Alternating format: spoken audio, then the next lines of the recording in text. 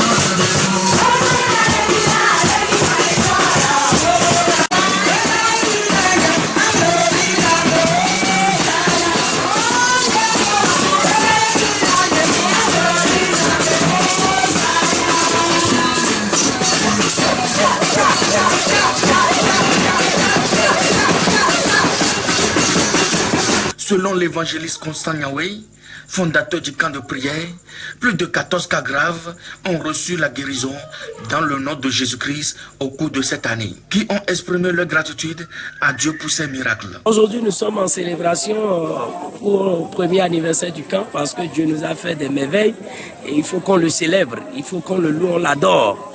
Et donc, c'est ça qui nous a unis aujourd'hui. Effectivement, ce n'est pas facile. Il y a des bas et hauts. Il y a des défis. Alors, durant les 1 an, Dieu a fait des merveilles sur ce camp. Et Dieu a permis à ce qu'on a quitté l'Apatam de Branche. On est venu dans une belle construction. Dieu a guéri des malades, au moins 14 malades internés qui ont reçu totalement la guérison. Il y a des malades qui sont guéris instantanément au cours des prières. Donc, il y a des miracles que Dieu a fait que nous ne pouvons même pas imaginer, que moi-même je n'espérais pas. Et à travers la puissance du Saint-Esprit, tout ceci a été fait. On lui rend gloire pour tout ce qu'il a fait. On veut salir le travail de Dieu comme si Dieu n'a plus de puissance aujourd'hui. Or, quand vous regardez de la Bible, du commencement jusqu'à la fin, la Bible est constituée de miracles. Les miracles qu'on ne peut même pas imaginer.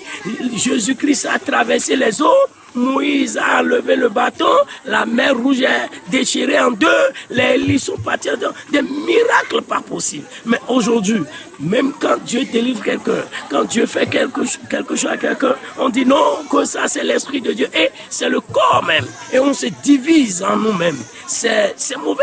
Je passe ici et je dis à tous ceux-là que si aujourd'hui notre Dieu n'a pas de puissance, ça il dit que c'est Satan que vous donnez la gloire. Non, on ne peut pas donner gloire à Satan.